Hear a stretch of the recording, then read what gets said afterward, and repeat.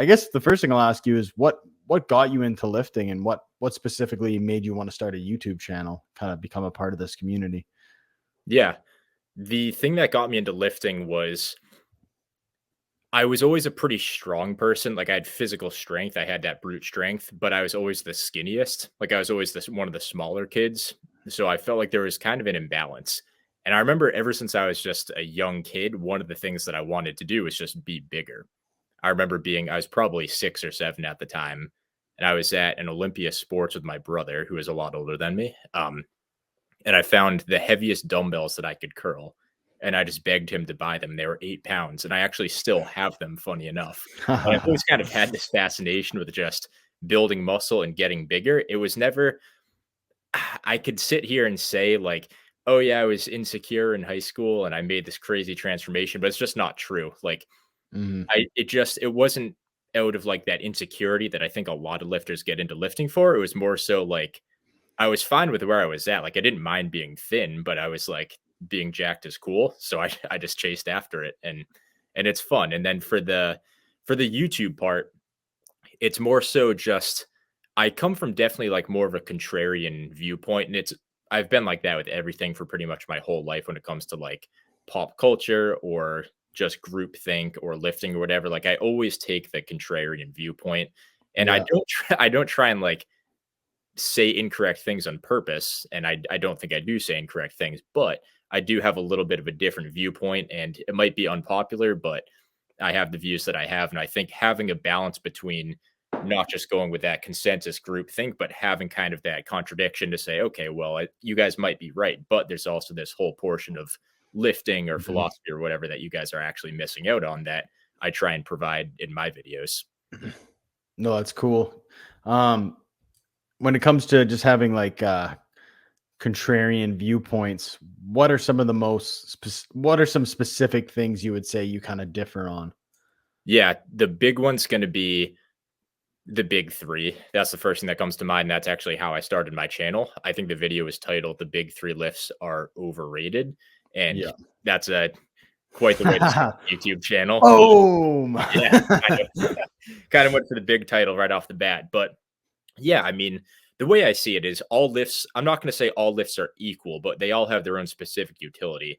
And when you're bodybuilding, you're not training for a specific movement pattern or for a specific lift. You're training to improve your physique in general. So if you apply a certain amount of attention and a certain amount of focus and effort towards just a couple lifts that are very incomplete, while they might be good lifts, you're therefore missing out on putting the focus and attention into other areas of bodybuilding. So when you take a Mhm. very highly specific sport like powerlifting and use that as your main focus, it automatically leaves out a lot of high priorities in bodybuilding, like your arms, your forearms, your calves, your lats. Like there's a lot of these muscles that get kind of left behind. And I think we have a little bit too much of a powerlifting viewpoint when it comes to training for bodybuilding, especially naturally. You hear a lot of guys talk about, oh, just be a powerlifter. That's the only way to get strong as a natural bodybuilder, or the only way to get big as a natural bodybuilder.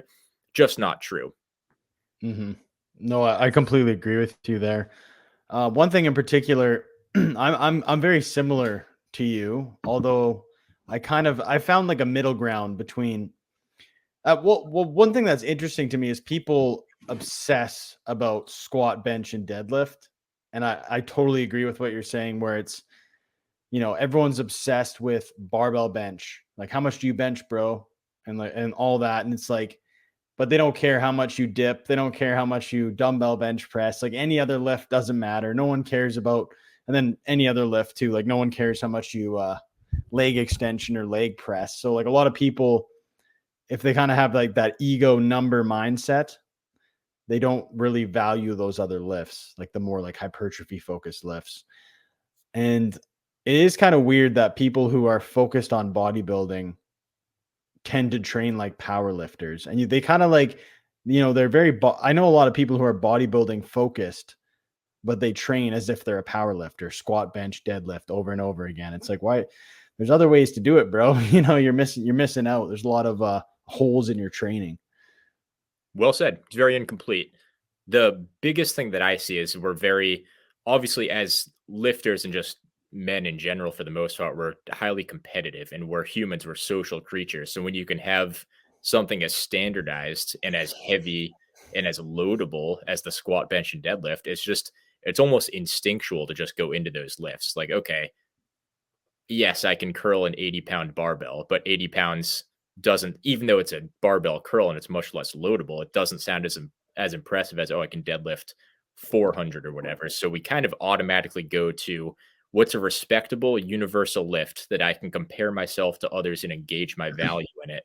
Um, and see if I'm doing good. And then we all get kind of caught up in that. And at the end of the day, I love competition, and it's great to have competition. It's very motivating, but you can't do that at the expense of the fundamentals of your training and applying your focus into lifts that probably aren't complete, or at least not the most productive, or maybe not the best for you. And it's a very we have such a tunnel vision on those three lifts, and we just miss out on a lot of value in bodybuilding and a lot of fun in bodybuilding. Because another thing with those lifts is, like, yeah, you can train compound lifts as hard as you want, but at the end of the day, volume is a very important factor when it comes to hypertrophy. And if you're applying all of your intensity and volume into heavy, loadable compound lifts, you're pretty much shooting yourself in the foot when it comes to actually having a high volume session. Because, yeah, can you fight through the rest of a workout after, like, doing a 5x5 on squats with 400 pounds? Sure. But do you think that leg workout's going to be optimal, or do you think you're probably going to half ass your leg extensions? And that's the viewpoint that I come at it with. Hmm. What would you say is the the, I hate to use the term happy medium, but what value do you see in the compound, the kind of main compound lifts that everyone knows for bodybuilding? Because I don't necessarily think we should completely abandon those. But for me personally, I know that, I don't do conventional deadlifts. I do stiff leg deadlifts and Romanian deadlifts because I feel like from a hypertrophy standpoint, that's better for what I want out of it. And even people like Alpha Destiny will say, like, arguably the RDL is better for hypertrophy than the conventional deadlift. And I don't really um and that doesn't really worry me. I think we can take like different variations of the compound lifts and make them more tailored towards our goals. Definitely. Well, I think the biggest piece is going to be targeting a muscle as directly as you can. And obviously, with compound lifts, that's impossible to do. And you don't want to do that. But Mhm. in a happy medium kind of sense, you do. So you take a conventional deadlift and you're not entirely sure what weak links are holding you back. So the value when it comes to compound lifts is going to be the maximizing tension in that lift and in that muscle group. So when you're doing, let's say, a conventional deadlift, you're kind of spreading everything out pretty evenly. And it's not a bad lift, but let's say you take an RDL, for example, you're applying all of that tension into your hamstrings. So you're getting the benefit of the maximized tension from the compound lift, and you know exactly where it's going to. You're maximizing the tension on your hamstrings and on your glutes, and that's volume for your hamstrings and glutes. So it's a great lift. When it Mhm. comes to a conventional deadlift, you're kind of spreading everything out around. You don't know what's really fatiguing. You don't know what muscle you're basically targeting directly. So taking compound lifts and putting yourself at a mechanical disadvantage, in my opinion, is the best way to train those lifts, because you know what muscle it's going to. And I think direct work is the most important thing when it comes to hypertrophy, at least Mhm. past the beginner phase. Like when you're a gym noob, yeah, that doesn't apply quite as much, but at least after your first few months or first year of lifting, you have to get a little bit more specific, because if you don't, you're just not going to grow from it. Okay, that's fair. What would you say? What are some variations of the big three that you would use as far as do you back squat at all right now? No, the variations that I would pick for the big 3, I would have to say, um, I probably would go to safety bars for the squats. I think that's awesome, especially for the quads. You can use a little bit less weight. It's more directed towards the quads. That's an awesome lift.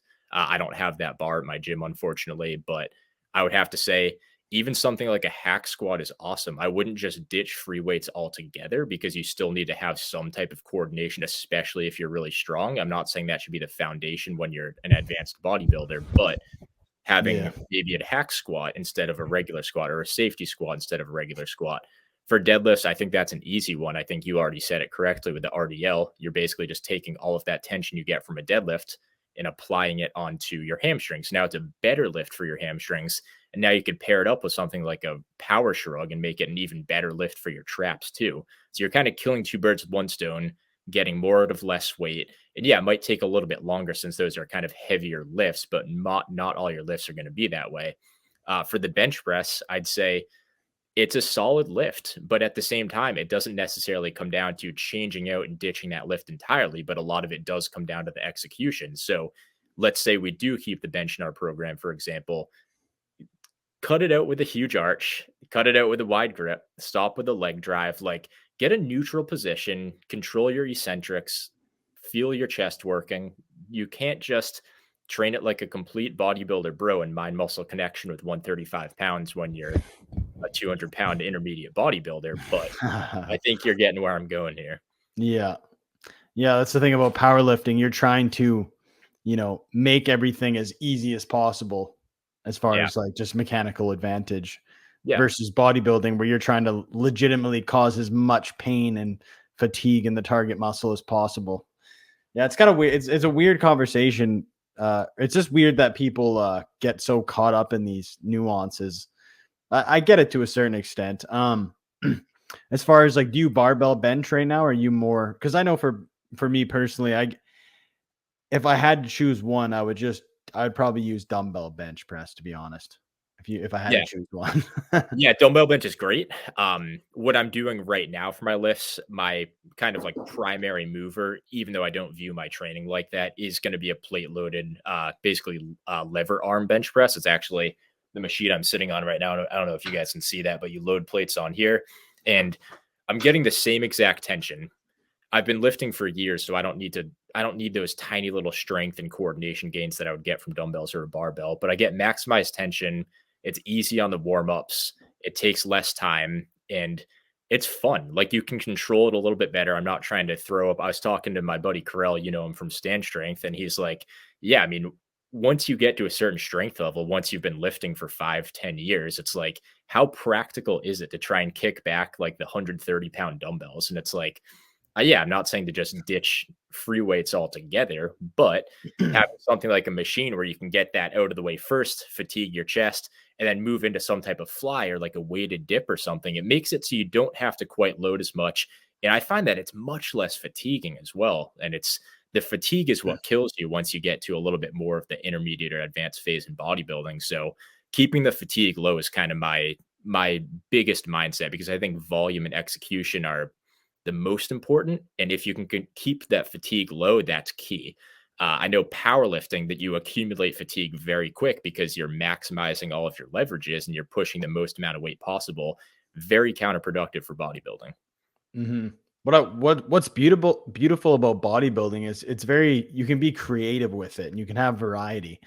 If you're a power lifter, you have to do those 3 lifts. But if you're a bodybuilder, if you like that machine, you could try out all these different machines. You can do dumbbells. You can do like every tool is at your disposal, right? You don't have to be dogmatic about. And I know for a fact, like if someone sees me like let's take me and my brothers for example. They're a little bit more kind of tied to the barbell lifts, so they don't give a shit. I could probably dumbbell bench 120s for reps and they'd be like, whatever, bro, you're not doing barbell bench. Maybe not quite, but yeah, it's interesting. As a bodybuilder, you can be creative with it and you can do so many different things. And that's what I like about bodybuilding.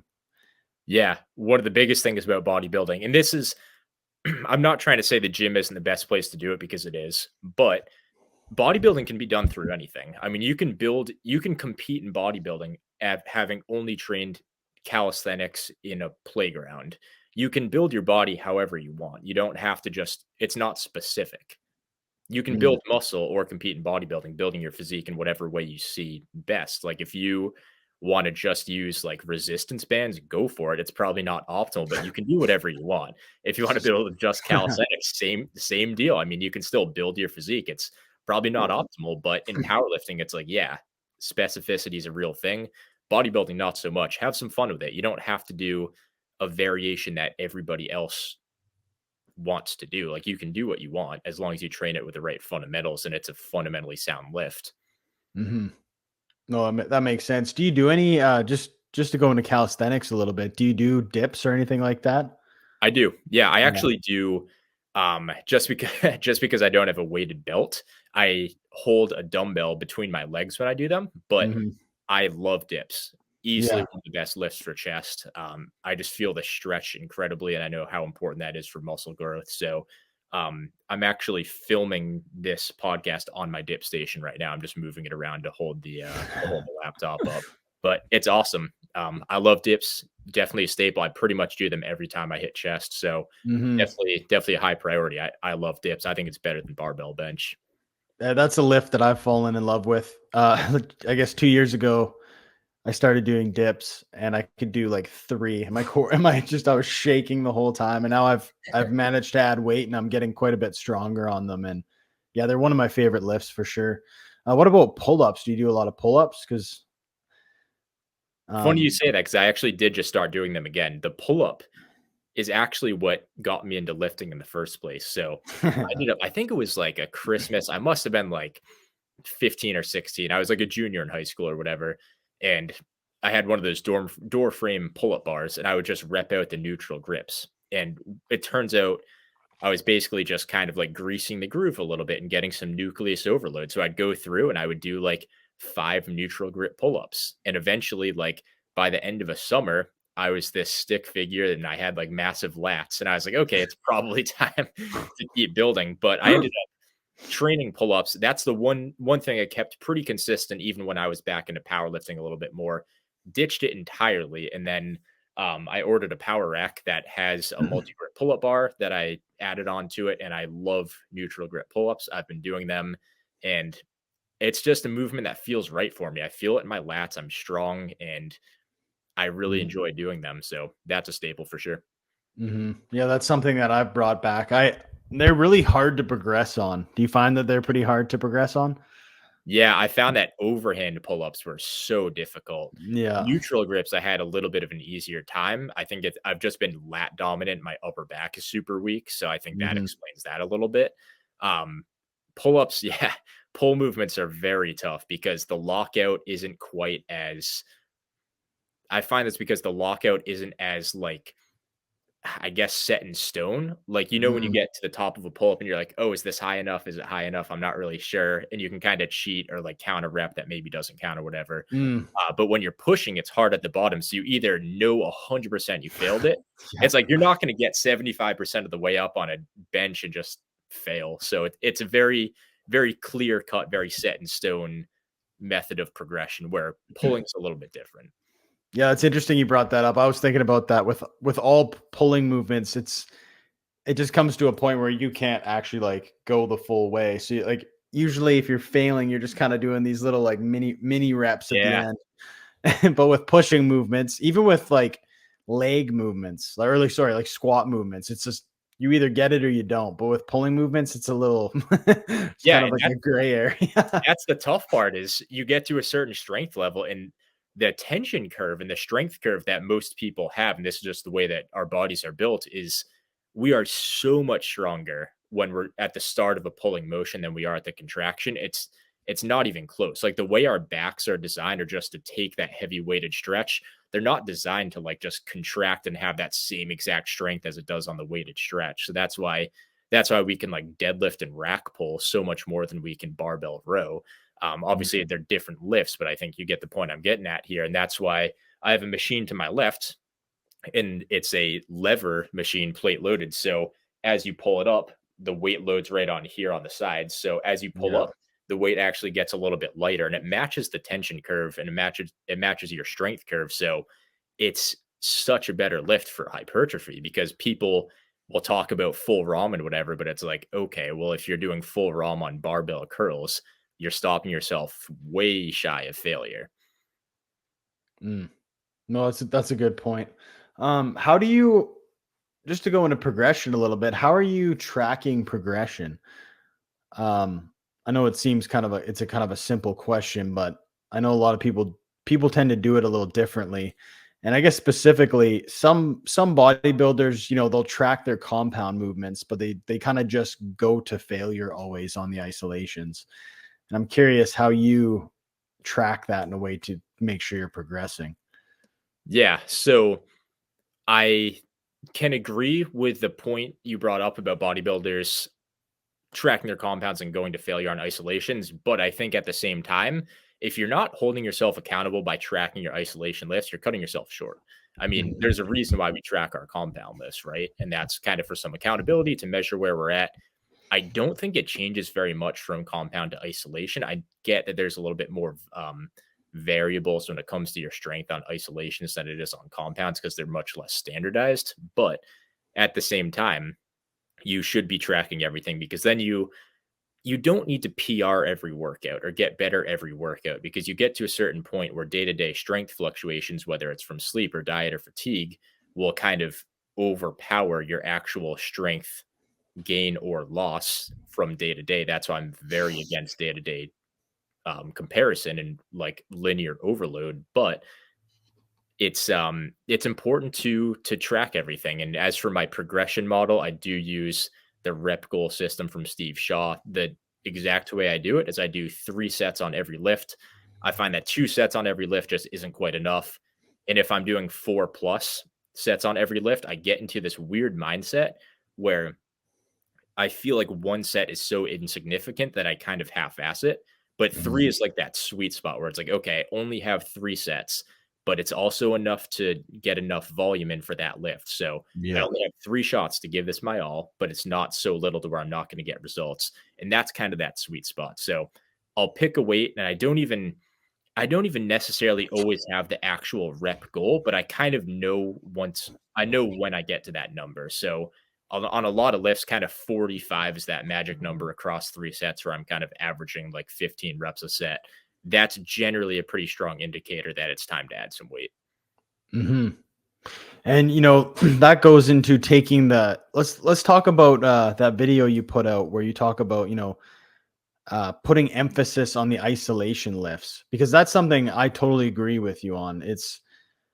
I want to take the same effort and energy into isolation lifts as I do the compounds. Like Yeah, take them just as seriously because like you said in that video, there is a lot of people, they'll do their bench, they'll do their overhead press, then they'll go into some dinky compounds and just kind of whip them off quick, but they're not putting in the effort into those. right. Yeah.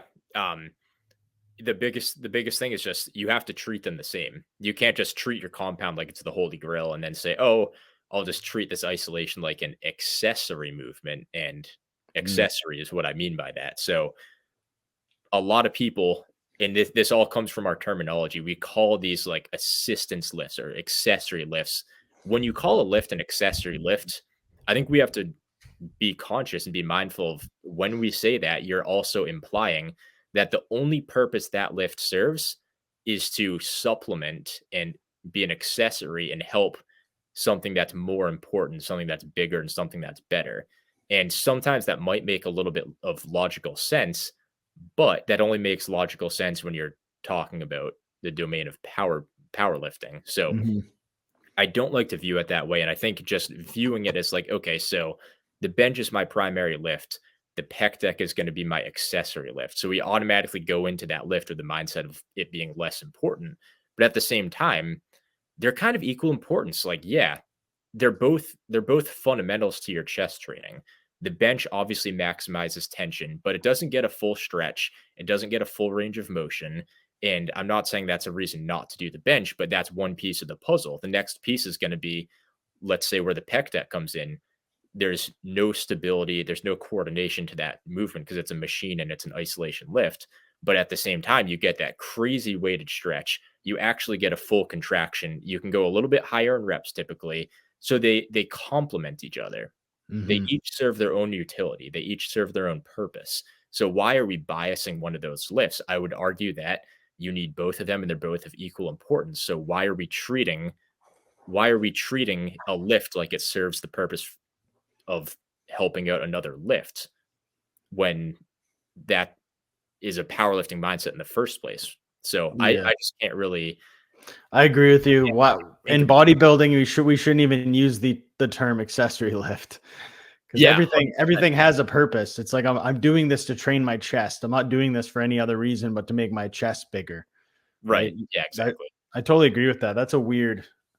That's a weird thing that's still kind of a Yeah, that came from mindset. power building.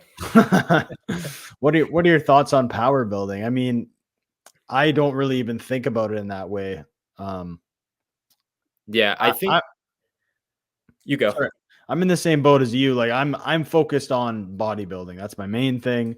Um, you know, I'm not anti-strength. I would like to get stronger along the way, but I think that'll be a byproduct of intelligent bodybuilding training rather than the focus, you know? Yeah, I agree with that. I think the issue when you get into power building is the way I see it is you take, and I know I released a video talking about this somewhat recently, not this directly, but something similar. Bodybuilding isn't performance related.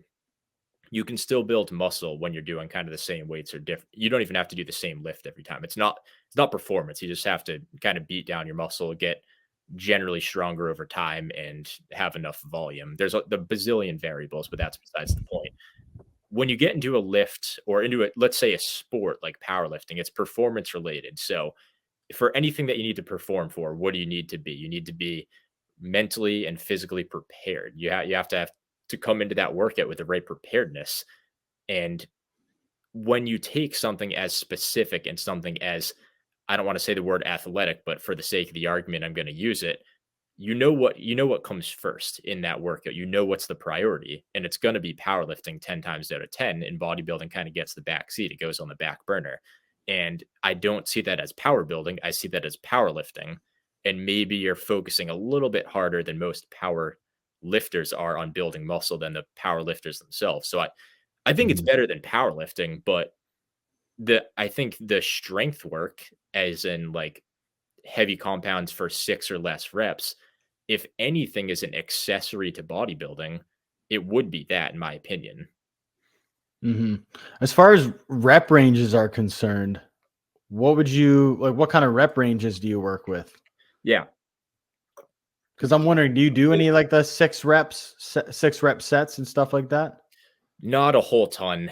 I don't have anything against it, but you get to a point, and I'm not trying to like brag about my strength, but it's like when you lift for so long, and I think we all have our own genetic strengths and weaknesses, and clearly my like genetic gift was just brute strength. So you get to a point where it's like it's just not even practical anymore. Like if I'm doing an isolation lift, let's say I'm doing like an overhead tricep extension, it's much easier to focus on your triceps when you're repping out a 60-pound bar overhead than it is like say a 120-pound bar.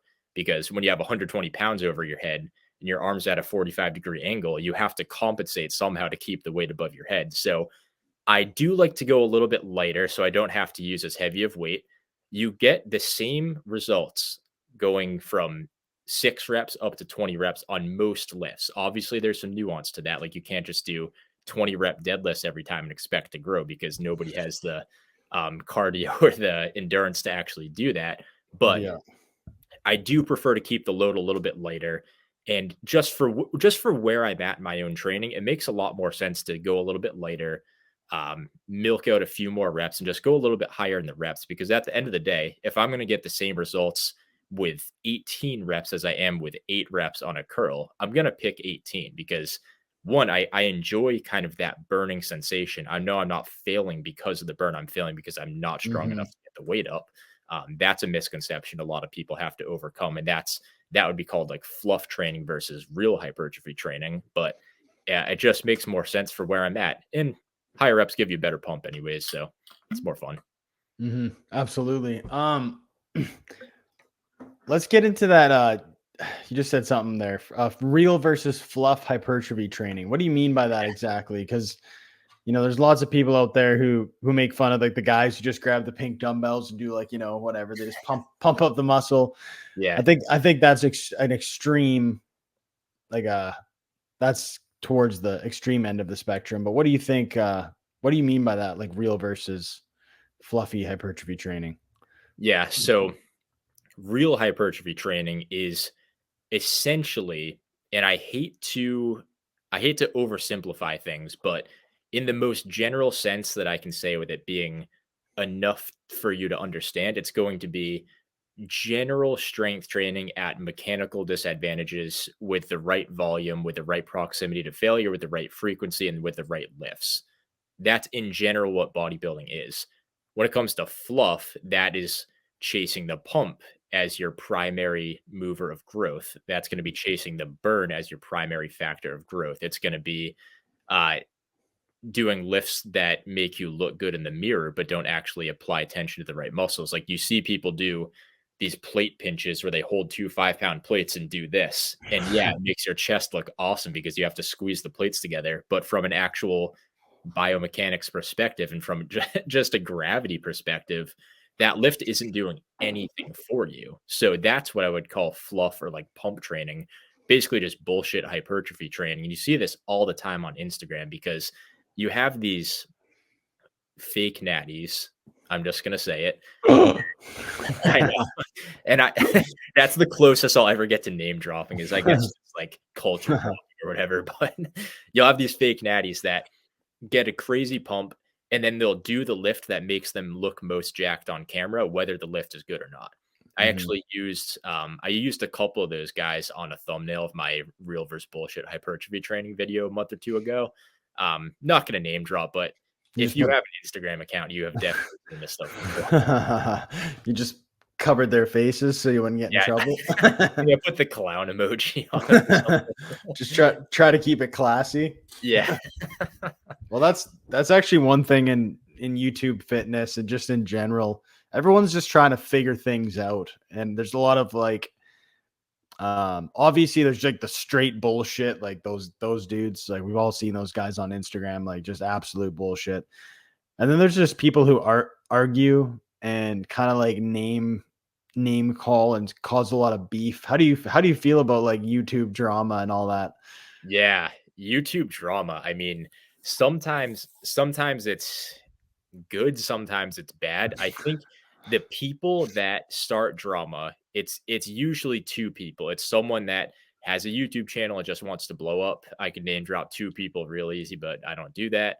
And when it comes to people that are like in the comment section that are just keyboard warriors, you could be like the problem with those people and the problem that those people have is you could be the smartest lifter and know everything and have the most experience ever, but when you have that attitude, nothing comes of it. So you have these people that are like, "Oh, the only reason I want to be smart and know about lifting is to tell other people how dumb they are." It's like, okay, that's productive. So that's the vibe I get. I'm the Reddit guys, Yeah. the kind of comment trolls or keyboard warriors or whatever, but Yeah, the reply guys. the reply guys. Yeah, no, that's funny. Luckily I haven't had anybody try and like prove me wrong from like a scientific perspective or whatever, but I've Mm, yeah, definitely had some people in the comments say some strange things, but I think yeah. we all see that at some point. Well, for me, I don't just talk about lifting. Like I've had podcasts with like more controversial people just talking about like politics and culture and stuff. Mhm. So I think when you're doing that, there's probably more of a when it comes to lifting, it's usually like you can keep it pretty tame. Yeah. But if you dive into any other kind of realms where people get emotional, shit can get a little heated. Yeah. Um, as far as like your channel, do you think you'd ever kind of dive into other aspects of maybe like personal development or anything like that? Because there are some of these channels, like natural hypertrophy and stuff like that. He'll talk about things outside of lifting as well. Yeah, I personally love personal development. The problem or not the problem with it, but the problem with myself is I'm at that kind of crossroads in my life where I'm old enough to realize how young I am, if that makes sense. You know, when you get to that age and you're that kind of young, dumb high schooler and you're like, oh, I know everything. Life's going to be easy. And then you get to a point where you're like, okay, I'm old enough and I'm mature enough to understand how young I really am in the big picture. Yeah. I'm at that point in my life and it's like, maybe I could make some valuable videos about like self-development or whatever, but I'm too young and inexperienced just to say it. Like in a few years, I definitely would like to get into that, but I just don't have that experience yet. No, that's a fair point because I feel like nowadays on the internet, everyone's trying to be a life coach, you know? Yeah, I mean, like I the way that I like I look at my posts or whatever, like on Instagram, or just the way I was like 2 years ago, let alone like 5 years ago. I'm picturing myself when I'm 28 or whatever, looking back at now, and I'm gonna stay in my lane for the meantime. Once I get more life experience, sure, I'm just not quite there yet. No, it's fair. How old are you, Landon, if you don't mind me asking? Yeah, I'm 23, so I've had time to kind of not master lifting, but I've had enough time to get my fair share of lifting. But I'm still gonna lift, but now I have more opportunities in front of me to kind of learn a little bit more about. No, it's cool, man. That's awesome. Appreciate it. Um, trying to think of what else we can get into. What was the placebo effect in lifting? I'm kind of there's Yeah, that one I wanted to get into, and then also the using versus abusing progressive overload. That's an interesting topic. Maybe let's go into the yeah, using versus abusing progressive overload, and also the cause and effect. Those two topics that you brought up. yeah. So using versus abusing progressive overload. This is one of the earlier videos that I made. Using versus abusing progressive overload is essentially just using it properly and using it humbly and in a proper way versus just abusing it and using it incorrectly. And I know that's simple, but let's dive let's dive a little bit deeper into what each one actually is. So when you're using progressive overload, you are consciously adding weight when necessary. You're adding reps when necessary or when you can, when you're able to. When you're abusing progressive overload, that's when you're at a crossroads in your training. Let's say you're at a perceived plateau or a real plateau, and you start to kind of compensate on those lifts in certain ways, like cheating on your form, shortening your range of motion with an arch on the bench, or maybe switching to a low bar squat and only going to parallel instead of below parallel, or going from a conventional to a sumo deadlift, or really anything like that shortens the range of motion, or maybe you're using less of a strict technique. And I'm not saying you have to have perfect range of motion or perfect technique to actually gain muscle, but when you, like for myself, for example, I plateaued hard at a 275 bench. So what did I do? My 19, 18-year-old self or whatever started to learn about leg drive and widening my grip and bouncing the bar off my chest and arching my back. So I kept going up and eventually I hit a 315 bench or whatever. But was that a real 315 bench? Did I actually progress or did I just compensate in other areas? So find what technique and form works best for you and then keep it consistent. It doesn't have to be perfect, but it does have to be consistent so you can actually measure your progress. Like when I switched from a high bar to a low bar squat, I maxed out like the second day I ever tried low bar and it was a 40-pound one rep max. Do you think my legs actually got bigger? Or do you think I just kind of cheated and I was like celebrating that as a PR, which is just dumb Mm. because I didn't actually progress.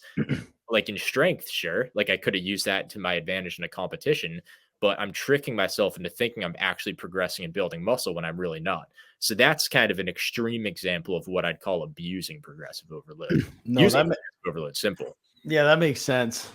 You're just tricking yourself, but you're just changing the technique or yeah, no, that makes sense 100%. I'm definitely guilty of that in the past. Yeah, me too. That's how I learned.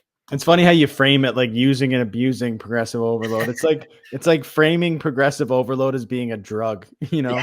And it's like every time you get that hit, you're like, fuck yeah. But it's I just tend to make my titles a little bit extreme with that kind of stuff. no, that's funny. I won't get into it, but I can kind of guess like what your feelings are politically and culturally just based off your memes. Yeah, yeah, you probably could. And then the progressive overload thing when it comes to cause and effect, like what kind of mind, like, does that even matter? Like that detail? Because at the end of the day, like I know that hypertrophy is why you're getting stronger or why you're progressively overloading, or it's the cause of, but how should you frame that in your mind? Yeah, well, I think it is really important because you get into a mindset, and the way I learned this was just through personal experience. When it comes to the cause versus effect, we've been brainwashed. Not that it's like brainwashed with propaganda, but we've learned the wrong way of what progressive overload actually is. So we're being told to constantly add weight or add reps and try and like add weight, and that's how we bust through a plateau. Or like, oh, well, you've done the same weight on bench 3 weeks in a row. You just have to add 5 pounds at the expense of your form or reps or technique or whatever. And I don't think that's the best way to do it. So let me pause here for a second. You, let's see, trying to think of the best way to say it. Okay, so you get into, let's see, progressive overload is a cause of hypertrophy. Let's take that argument for example. So you're saying that you have to add weight to the bar to build muscle. What does that do for people? So when you say you have to add weight or you have to add reps to build muscle, that turns you into a power lifter. It makes your goal to add weight or add reps. And that's a problem because now, like we just talked about before in the using versus abusing, you start to abuse progressive overload to try and force this muscular gain. And at the same time, now it becomes a distraction. So now you're taking away your fundamentals of hypertrophy and you're sacrificing what builds muscle in the first place, which is just volume, the right mindset, the right attitude, proximity to failure, the right technique. Like you take all these certain things and you start trying to pick, like, okay, what's the lift I can milk the most and actually gain strength on? So let's say the bench press, for example. I'm going to do everything I possibly can to try and get my bench stronger so I can keep building muscle. So you slowly decrease your reps. You eventually are doing triples, singles, and fives to try and build muscle just so you can keep progressing. Because let's face it, it's going to be a faster progression when you train more like a power lifter than like a bodybuilder. And Mhm. it's all in this kind of fallacy of needing to constantly add weight to the bar and have a higher one or at max to actually build muscle. And this actually breeds the mindset of chasing powerlifting numbers and kind of half-assing your bodybuilding work. Because one, obviously, if you are under the impression that you have to constantly be adding weight to the bar and adding 5 pounds to your one rep max to build muscle, now you start to say, okay, well, I'm progressing on this, so nothing else matters because at the end of the day, I was told if I hit a 315 bench, I'll have a huge chest. So I'm going to do everything I can to hit the 315 bench.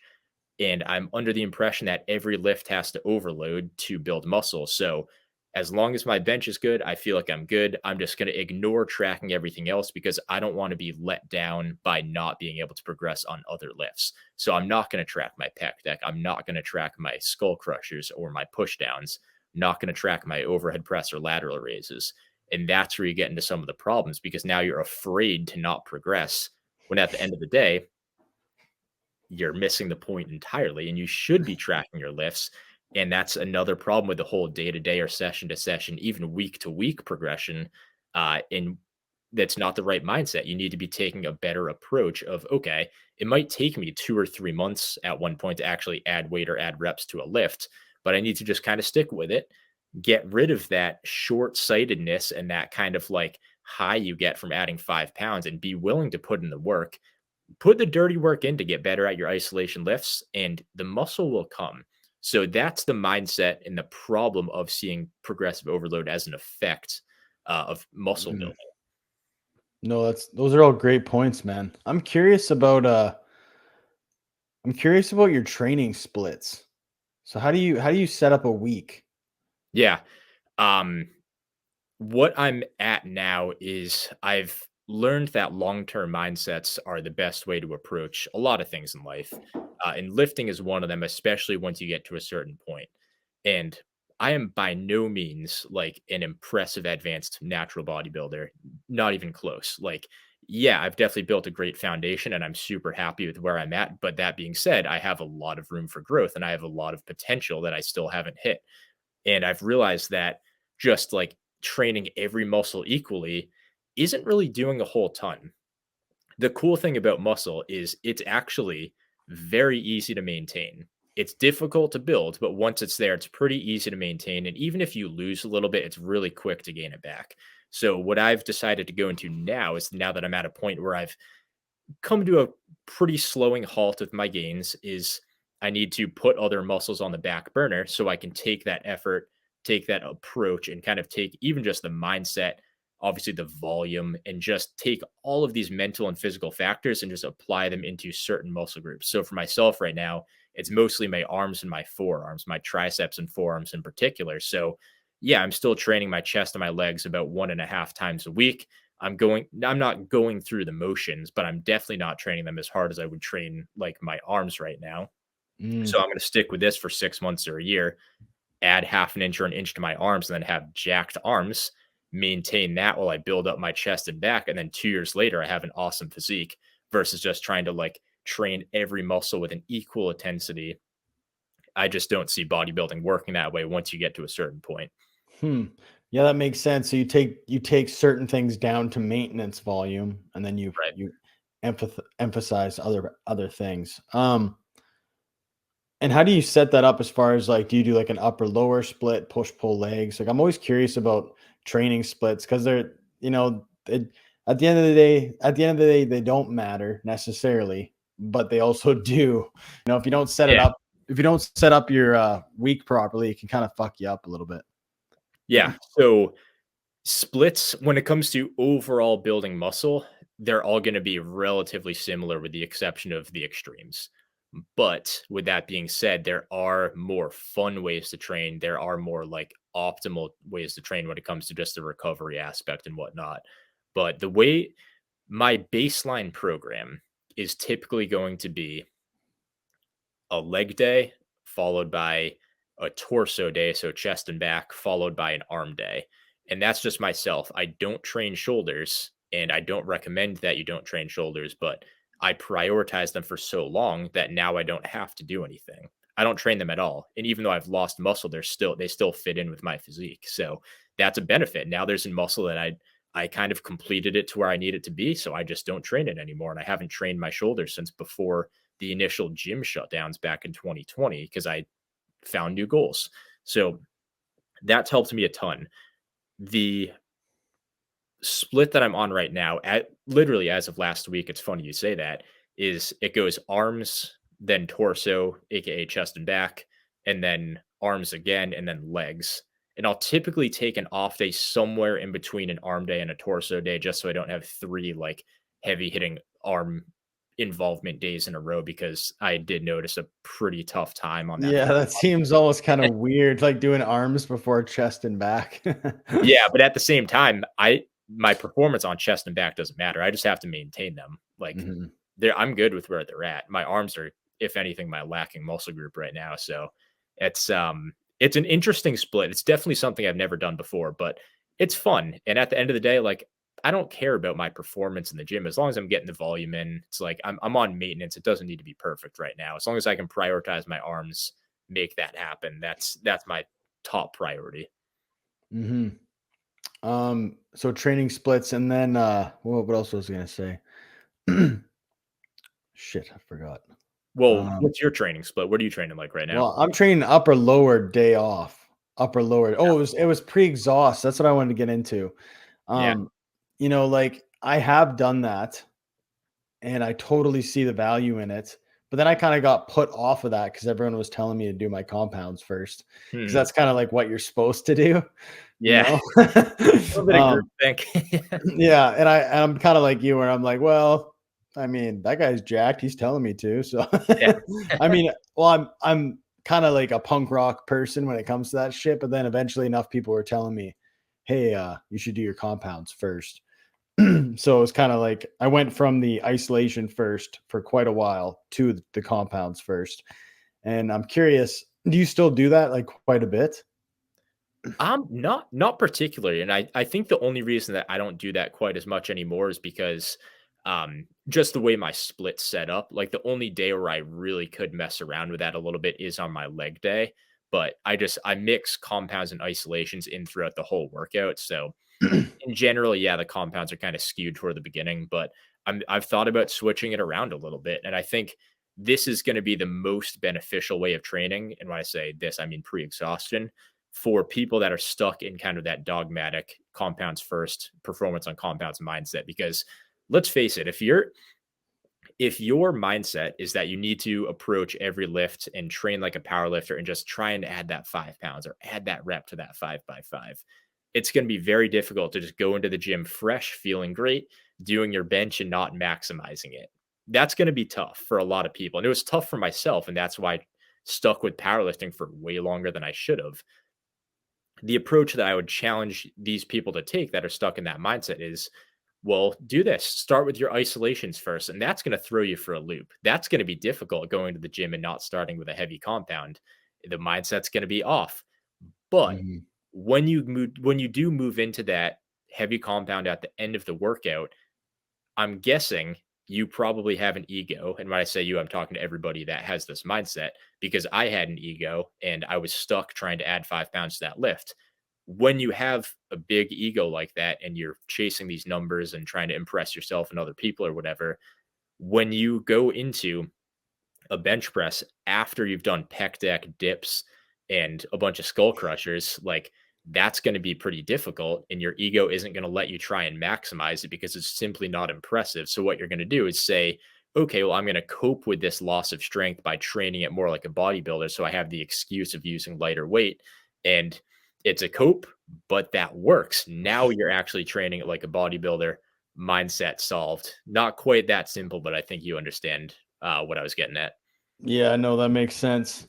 I know like Paul Carter kind of got me into that style of training with the pre-exhaust, and I did do it for a long time.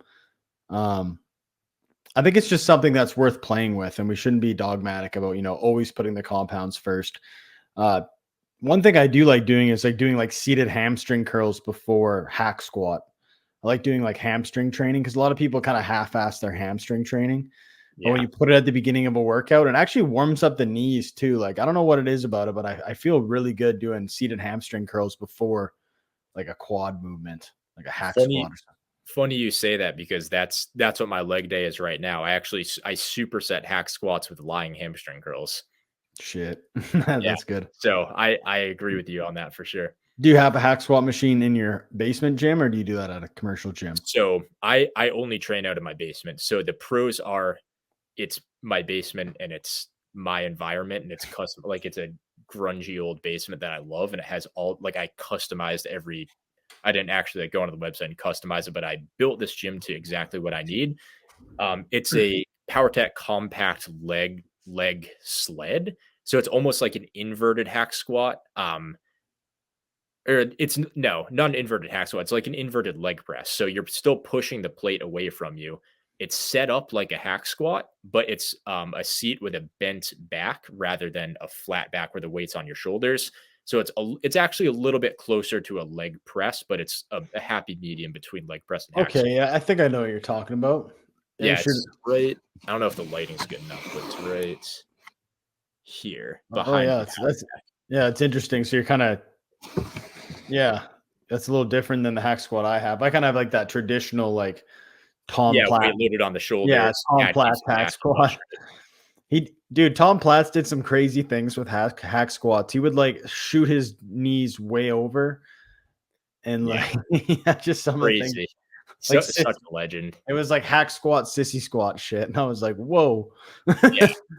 That'd be might be worth trying. Probably with way lighter weight, but I don't see myself having, like, even the ankle mobility to do that. Like, that I feel like that would take some training, but, I mean, that it's legit. I mean, the guy had some pretty big quads, so yeah, he's onto absolutely. something. I'm curious. So, would you ever add back squats back into a program, or do you just like are kind of done with those Yeah, no, altogether? I have nothing against back squats. It's more so just a lot of the time it's not even the lift itself, it's just the execution of the lift. So Mhm. for myself, I've gotten to the right mindset now where I don't really have an ego or I don't really have even a desire to add strength and build strength. Obviously, I'm going to add reps and add weight when I have to once I get to a certain amount of reps. Like I'm not just going to do another rep every week forever. But I think with the point that I'm at, if I can do a hack squat machine instead of a back squat and get the same results, I might as well do that because now, especially where legs aren't a priority for me, I can save that fatigue and have more effort and intensity to use on my arm training. And it's a valid argument in my opinion. Absolutely. Hack squats are pretty brutal as well. That's actually, me and my brother were talking about this. I actually think they're almost harder than back squats just because there's such a like a targeted pain, you Yeah, know? well, that's the difference, and that's the utility of a machine or a disadvantaged mechanical position because you take something like the back squats and people are like, "Oh, you don't back squat because it's hard." I'm like, "No, back squats, yes, they're Take difficult, a but set of hack yeah, squats to failure and tell me that's not hard. literally, and it's like, okay, well, the back squat's hard on my entire body, but I'm not trying to tire out my entire body. I'm trying to kill my quads. The Mm, hack squat is harder on my quads than, or just as hard on my quads as a back squat is on my entire body. But I have no, I have no purpose in doing a back squat to tire out my entire body when I've already achieved all this strength and coordination. Like I don't need that anymore. Let me just direct a lot of that tension to my quads. Makes a lot mhm. more sense for where I'm at. Hell yeah, man. Yeah. For the last 5 minutes here, I did want to pick your brain on nutrition and kind of your philosophy around bulking and cutting. Hmm. If you're cool with that. Yeah, for sure. Nutrition definitely isn't my strong suit, but I do have a just kind of a standard understanding of nutrition when it comes to bodybuilding and whatnot. So my approach is that it seems like macros are overly complicated. Like macros are pretty simple to get 90% of your possible results with it or whatever. Um, my approach is starting to focus a little bit more on micronutrients. Coming from somebody that's been with the whole macros and bulking and cutting and whatever, I've focused so much on getting my macros in that I've kind of neglected like a lot of fruits and vegetables, and not entirely, but it's like I want to start having a couple servings of fruit and vegetables with every single meal rather than just like a fruit bowl with lunch. So that's important to me. With where I'm at, I do think bulking is pretty important. I think the farther you get into bodybuilding and the slower your gains typically go, I don't think you have to go into quite as high of a caloric surplus. But Hmm. um, I think that's generally my lifting philosophy. I'm personally in a little bit of a bulk right now. I am a little bit higher in body fat percentage according to YouTube Fitness and those kind of standards. I'm probably like 20%. You'll have some people say I'm 22%. Some people think I'm like 14%. I'm probably 20%. But I like where I'm at. I kind of like the whole bear mode look. Like I'm not someone to care too much for abs.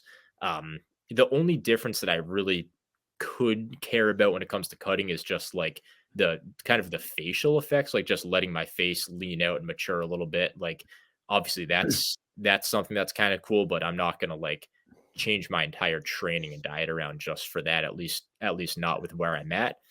My goal is just to build up as much muscle as I can. Maybe when I'm a little bit older, then like, okay, take kind of stop with where I'm at, maintain from there, maybe lean out and show off the physique a little bit more. Hmm. Yeah, I actually feel the same way. I actually like the bear mode look, It's which kind of is cool. I mean, like when you have kind of that like intramuscular fat, it's like you're not actually fat. You just aren't shredded. So you're just like a normal mm, person with a healthy body fat range. But when you have a lot of extra muscle, it makes your muscles way bigger. So why not? That's the way I see it. yeah, for me, I wanted to experiment with getting quite lean. Like I wanted to go to like 10% because I got up to like 22% or something Mhm. like that. And for me, it's I just want to make some room to like do a nice slow bulk again. Cause I did bulk a little too aggressively, which could be a problem, you know. More is not always better. So I was just kind of curious, like what kind of like if you try to stick with a certain body fat percentage range, like if you like get to a point where you're like, oh, it's time to clean up a little bit if you get too high body fat. Yeah, well, I've never I do have a hard time. My body does kind of like automatically regulate my like it would be very difficult for me to get over like 20 or 21% body fat. I just kind of lose my appetite once I get there. And with that being said, it's like that's where I'm at now. I don't even know if I'm in a caloric surplus because I don't track anything, but I think with where I'm in a pretty optimal body fat percentage for building muscle. I don't think I have to focus on a caloric surplus as much as someone that's at 12% would. So that's kind of where I'm at. I've also been on the other side of the spectrum where I've been that probably like 9 to 12% body fat. I did a pretty significant cut for like 18 or 20 weeks back in 2019 and I got pretty shredded, but as a natural, it's just not quite worth it. Like, It I also makes you feel use like it supplies. makes dieting makes you feel like shit after a while, man. Yeah, you've been there too? Oh man, not I haven't been well, actually, like I got to like 12 or 11% or something like that at Yeah, one no, point. not even just getting that lean, but just dieting like Oh, 4 just weeks. Yeah, dieting for a well, the thing about it is, like, I was actually not even tracking, but I was just, like, doing, like this is way back. It's probably, like, 5 years ago or something like that, and I was just, like, eating very little, just focusing on protein and, like, doing tons of cardio, training lots. That was way back when I trained like an idiot, but I got really lean, and your body just feels like shit, and even now just dieting down, like eating in a pretty aggressive calorie deficit, it does make you feel like shit after a while. Like my mood is off. Like I don't know, man. I, yeah, I'm just trying to be. I'm just trying to like clean things up, get lean. But I'm gonna take some diet breaks in between and eating maintenance for a little bit. But I almost just want to do this cut just to like have the mindset, so I just know what it's like to cut. To cut down 10% body fat. Like that's pretty significant. Like I've lost um over 20 pounds at this point, which is a significant amount of weight. damn. Yeah, no, 20 pounds is tough. I think 20 pounds is what I ended up losing when I did that like 18-week cut. Mhm. So that's tough. And especially, yeah, if you're at the far side of losing 20 pounds now, like I feel for you because that's pretty damn difficult. Uh, Yeah. the dieting is the one of the craziest things because you can do whatever you want, but it's always going to be 24/7. So like you can come with whatever approach or whatever little like trick you want, but it's still a 24/7 diet. Like that it just doesn't go away. So it's like it's not like, oh, you're grinding it out on like a 16-hour work shift, but you still get to sleep for 8 hours. Like as tough as that is, dieting's 24/7. Like you wake up and you're like, shit, I got to do this again. Yeah, absolutely, man. It can be a miserable experience. I'm looking forward to getting back on a caloric surplus and just the recovery aspect. Yeah. Um, One thing I notice is I don't really get joint pain, but like that feeling when your knees are just tired, like you're Yeah. just that it's like when you go for a run, your knee, it's not pain, but it's just like, oh, my knees like need some recovery.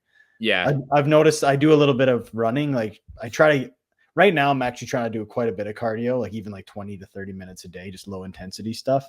And I've noticed that from like week to week, it's like my knees just aren't quite, they're kind of lagging in their recovery. If I was in a caloric surplus, it was never like that. Like I was just always felt recovered. And that's a Yeah. problem too when you're dieting. Your Yeah. body, your body kind of falls apart. It's alright to be there, but sometimes it's just not the most sustainable. Like you get to a point that's like, all right, well, like now I have to like consciously think about like, can I have that beer with my dinner or like what that's the problem. And I just don't see that as sustainable. It's like I want to be as I guess my end goal and not my goal right now is just to be as lean as I can sustainably where I don't have to I can live a healthy lifestyle without having to make conscious sacrifices. And when I was at 9 or 10% body fat, it's like, no, well, that Yeah, 150 calorie Corona extra, like that 100%. makes a difference. Yeah, those are all great points, man. Well, we're at the hour mark. Let's wrap this thing up. If you want to let people know where they can find you, that'd be great. Yeah. YouTube channel is called Basement Bodybuilding. Obviously, as that's my name that you've probably seen around the channel now, or at least earlier in the video. I don't have any other social media at the moment. I do have my email, which is just yt.basementbodybuilding@gmail.com. If you have any inquiries about coaching, that's not the main purpose of my channel, but something I like to do on the side. I know a lot of you guys are looking for help, so I'd be happy to set up a consultation, just chat about a few things with you guys. But yeah, that's pretty much it. I keep my socials pretty straightforward. I'm just YouTube.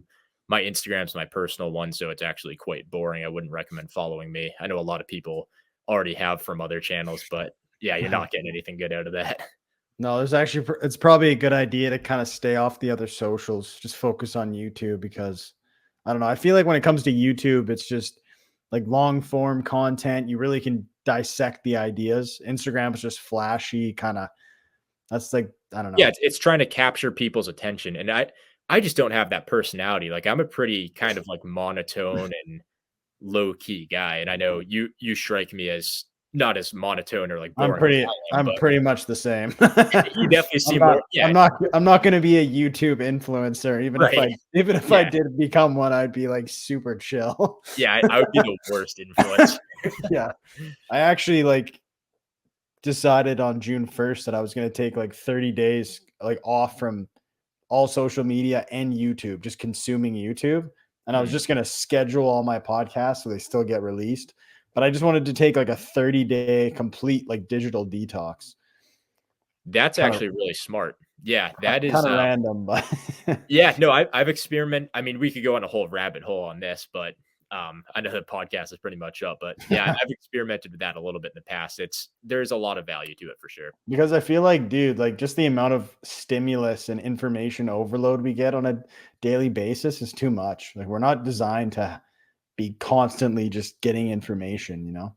Yeah, and then I find I don't know if you feel like this, but I get into this mindset where my brain is just like overwhelmed and trying to avoid everything, and I almost get paralysis by analysis. But when I leave my phone at home and go on a walk down to the lake or something, it's like, okay, well now I can kind of think clearly and have one thought in my mind and get it across. Like Oh, dude, 100%. the best, I don't know, you're probably the same way. The best ideas I come up with are when I'm driving, AKA when I can't use my phone, or when I'm in the shower, also when I Mhm. can't use my phone, or when I'm going to bed trying to fall asleep, also when I don't use my phone. Are you the same Yeah. way? Yeah, 100%. So that's what Yeah. I'm curious. I'll probably just kind of write down some things that happen like during the 30-day detox, but I think it's a good thing to do. And I'm curious, man, because I feel like it just causes anxiety. Like I get pretty anxious just constantly, and it's like I'm taking on the world's problems, you know? Like if you're like constantly watching the even if you're one of those guys who doesn't really watch the news, you're still getting some random like you're on Twitter or Instagram, you're getting a bunch of random cultural or political or just whatever. And then even with training stuff, it's like sometimes you don't need to watch another video on training, you know? You just need to like take a break. Yeah, I mean, you get to a point where it's like you start to live through other people's training, and then you're overloaded with like, and not even to get into like the whole political and cultural and whatnot. It's like you take training, and it's like, okay, so now I'm on my feed, and I see pro bodybuilders, I see natural bodybuilders, I see Olympic lifters, I see power lifters, and every time I see them, they're all elite. And it's like, which goal do I chase? And obviously, I don't have that mindset anymore. But as a beginner, it's like, oh, that guy's awesome at powerlifting. I want to learn from him. And then Mm. 2 seconds later, you see Ronnie Coleman win Mr. Olympia. You're like, oh, I need to be like him. And it's like, no, find what you want, avoid everything else, get really good at that, and then maybe branch out a little bit. Know what that reminds me of too? Is as a younger guy, like I'm 29, so I've got quite a few years on you. I'm still relatively young in the grand scheme of things, Yeah, but even in like the I don't know, are you like kind of familiar with like the masculine development space and any of that kind of stuff, like just in the personal development sphere at all? mildly. I've definitely been there before with like certain maybe like YouTube channels or something. I really don't Yeah, venture off of YouTube much, but yeah, there's definitely a lot of BS, but yeah. there is some good stuff out there, Well, 100%. the thing about it is a lot of these guys will kind of I don't know, you'll almost like want to emulate other people's behavior by like say you look up to someone as a young man and you almost just you know how you're saying like you see this cool power lifter and you want to be like a power lifter. You see this guy doing this, you want to do that. It's like it doesn't give you room to just be yourself. So if you're constantly consuming content by someone else, you almost kind of like embody their character. Like you become like instead of becoming a better version of yourself, you try to just emulate someone else. It's a weird thing, Yeah, man. Like I'm sure yeah. that I'm Well, sure there's going to be a bunch of studies coming out on it, but it's a weird psychological thing going on. yeah, well, it's legit because if you don't have an identity, it's gonna be it's gonna become someone else when you're basically overwhelmed with, like, all these other people that have really strong identities. That's an issue, and I think one of the best videos I've ever seen on, like, personal development or whatever in that whole category of just, like, becoming your better self, uh, it has to be Natural Hypertrophy when he talked about it was actually, yeah, YouTube Fitness. I can't remember what it was called, but it was a super long, super in-depth philosophical video, and I was like, This is just an awesome video, really understand." Yeah, it was parasocial relationships and fanboyism, Mm, and then he had another one on finding your individuality through I think it was achieving your goals, and those videos are they're just like wake-up calls, and even though I like kinda knew I was like, "Okay, well, I'm following this guy or this guy," and like I've kind of already made it out of that mindset trap, um, just as I've gotten older. But when I was like 18 or 19 and I was watching all these like power builder guys that were super jacked and had a bunch of followers and likes and whatnot, and you're like, okay, I need to be exactly like that person. That's pretty bad when you're at that age. And even though I made it out of that without necessarily needing like that person to wake me up, it was still nice to be able to kind of like have somebody articulate it so I could understand what I went through and what everybody else is kind of going through. Because you look at certain guys, not going to name drop, but you see their comment sections and they're like, I was watching an old video of some fitness YouTuber, huge one, has like million plus subscribers or whatever. I was watching like one of his videos and everybody was commenting like, "Oh, this is so nostalgic.